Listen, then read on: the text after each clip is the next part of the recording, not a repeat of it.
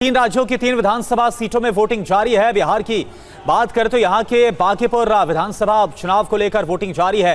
MP की दतिया बहुत ही hot seat और गुजरात की मांजलपुर सीट पर उपचुनाव के लिए मतदान जारी है। UEM जयपुर एक आदर्श लक्ष्य है। भावी छात्रों के लिए अच्छी नौकरी, भविष्य के लिए तैयार कौशल के साथ अच्छी शिक्षा। शाम 6 बजे तक जो मतदान है वो होगा। सुबह 7 बजे से शुरुआत हो गई। बांकीपुर में जन स्वराज पार्टी के प्रशांत किशोर चुनाव लड़ रहे और पहली बार वो चुनावी मैदान में। दतिया की बात करें तो नरोत्तम मिश्रा का टिकट यहां पर जब उन्हें नहीं दिया गया था तो हमने देखा था कैसे जमकर हंगामा हुआ था और यही वजह है कि ये सीट भी बहुत ज्यादा जरूरी हो जाती है। दतिया में जो राज परिवार है उसका भी अच्छा खासा दबदबा है। और गुजरात के मांजलपुर की बात करें तो मांजलपुर में बीजेपी और कांग्रेस में टक्कर देखने को मिल रही है।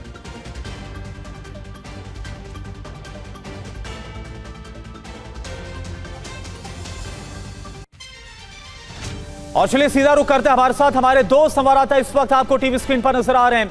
रुपेश कुमार जो कि बांकीपुर से आपको लाइव नजर आ रहे हैं और रजनीश रंजन हमारे साथ दतिया से इस वक्त लाइव हैं। सबसे पहले रजनीश मैं आपका रुख करना चाहूंगा। देखिए रजनीश, बहुत ज्यादा सुर्खियों में रही है सीट, बहुत ज्यादा ये हॉट सीट है।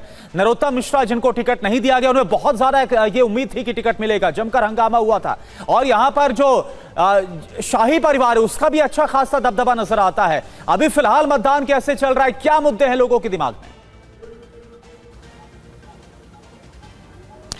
देखिए, नरोत्तम मिश्रा ने जो बेशक पार्टी से बगावत नहीं की, लेकिन जिस तरह की नाराज़गी उन्होंने दिखाई और जिस तरह का उग्र प्रदर्शन उनके समर्थकों ने किया, निश्चित तौर पर बीजेपी के लिए वो बड़ी चुनौती है। और बीजेपी को लगता है कि चुनौती घर के भीतर से मिल रही है।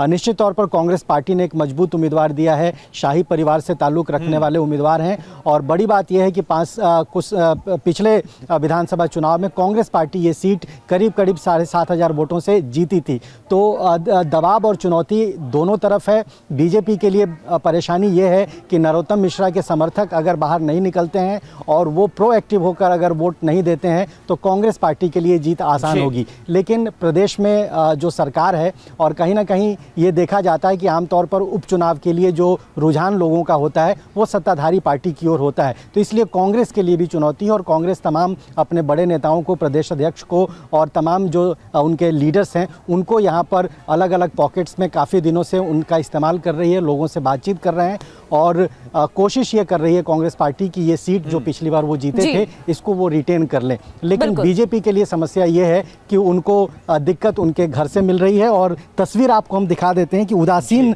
माहौल यहाँ पर नजर आ रहा है। करीब 1 घंटे से वोटिंग शुरू हुई है। स्थिति देखने को मिल रही है। रजनीश लौटेंगे, रूपेश कुमार भी बांकीपुर से हमें ज्वाइन कर चुके हैं। रूपेश, बीजेपी की बात करें तो साख की लड़ाई है और प्रशांत किशोर के लिए भी ये चुनाव बेहद ही महत्वपूर्ण है क्योंकि पहली बार ग्राउंड पर है। क्या तस्वीर है? देखिए, बिल्कुल बीजेपी की साख की लड़ाई है और प्रशांत किशोर हैं यहाँ पर, लेकिन प्रशांत किशोर के अस्तित्व की लड़ाई है क्योंकि प्रशांत किशोर की जो राजनीतिक यात्रा है वो एक उपचुनाव से ही शुरू हुई थी। एक उपचुनाव से ही, अगर चुनावी यात्रा अगर उनको कहें तो चुनावी यात्रा एक उपचुनाव से ही शुरू हुई थी। फिर जब 2025 में चुनाव हुए, उस चुनाव में भी उन्होंने 238 सीटों पर चुनाव लड़ा और उसके बाद से उसमें ज़्यादातर सीटों पर जमानत जब्त हुई और उसके बाद से प्रशांत किशोर की पार्टी के नेता छिटकने लगे, उनकी चर्चा कम हो गई। लिहाजा अब बांकीपुर में एक सीट पर उपचुनाव हो रहा है जहां प्रशांत किशोर जीवन में पहली बार चुनाव लड़ रहे हैं। ये कहीं ना कहीं उनकी पार्टी और उनके अस्तित्व की अपनी लड़ाई है। वहीं साख की लड़ाई है क्योंकि बीजेपी के विधायक रहे 5 बार नितिन नवीन और उनके राष्ट्रीय अध्यक्ष बनने, राज्यसभा जाने के बाद जो सीट खाली हुई है बांकीपुर, वहीं उसी वजह से यहाँ उपचुनाव हो रहा है। लिहाजा अब राष्ट्रीय अध्यक्ष हैं तो राष्ट्रीय अध्यक्ष की सीट पर उपचुनाव हो रहा है। लिहाजा हालांकि स्थिति इस वक्त बिल्कुल शांत है। सुबह 7 बजे जब वोटिंग शुरू हुआ तो कुछ मतदाता दिख रहे थे यहाँ पर, लेकिन ज़्यादातर इस वक्त सुरक्षाकर्मी ही यहाँ पर आपको नज़र आएंगे। मतदाता थोड़े से कम यहाँ पर नज़र आ रहे हैं। लेकिन सबसे अहम ये है कि साख की लड़ाई किस तरह से, क्या वजह है, क्योंकि बांकीपुर सबसे सुरक्षित सीट माना जाता था बीजेपी का। बीजेपी भी खुद मानती थी कि बहुत सुरक्षित सीट है, ये उनका अपना किला है, उनका अभेद्य दुर्ग उसको कहते थे। लेकिन आज जिस तरह से मुख्यमंत्री से लेकर के और नितिन नवीन पिछले 6 दिनों से यहाँ कैंप कर रहे हैं, उनको रोड शो करना पड़ा और उसके बाद से तेजस्वी यादव ने भी रोड शो किया, प्रशांत किशोर तो हैं ही। तो थोड़ी सी लड़ाई, थोड़ी सी मुश्किल जो स्थिति इसके पहले रही है, नितिन नवीन के पिताजी भी यहाँ से चुनाव लड़ते रहे, वो भी यहाँ लगातार 1995 से लेकर के और 2005 जब तक उनका निधन नहीं हुआ तब तक वो यहाँ के विधायक रहे हैं। तो लिहाजा बीजेपी अपनी सबसे सुरक्षित सीट के रूप में इसे देखती रही है। लेकिन इस बार थोड़ा मुकाबला प्रशांत किशोर के आने के बाद से थोड़ा मुकाबला यहाँ कड़ा हुआ है, या त्रिकोणीय जिसे हम चुनावी भाषा में, सियासी भाषा में कहते हैं कि त्रिकोणीय संघर्ष यहाँ पर देखने को मिल रहा है। तो उतना आसान नहीं है बीजेपी के लिए जितना आसान ये सीट रहा है। और इसी वजह से आप देखिए जिस तरह से यहाँ पर कुछ वोटर्स हैं वो बाहर निकल रहे हैं वोट दे करके। सर, हो गया मैडम, वोटिंग हो गई? जी हो गई। कैसा लग रहा है माहौल? बहुत चुनाव प्रचार हुए, प्रशांत किशोर, नितिन नवीन, मुख्यमंत्री तेजस्वी यादव, रोड शो हुआ, क्या कुछ रहा? सब ये तो हमेशा होता रहता, बिहार की राजनीति में तो ये चलता ही रहता। बाकी मतदाताओं को बहुत अच्छी तरह से मालूम है कि किसको देना है और नहीं देना है, वो तो लास्ट में डिसाइड होता है। रोड शोज तो बहुत होते हैं। मुद्दा क्या रहा आपके नज़र में? देखिए, सबसे पहले तो सेफ्टी है, जो कि यहाँ पे जंगल राज के समय नहीं था। हम लेडीज़ आफ्टर 7 o'clock कोई बाहर नहीं निकल सकता था।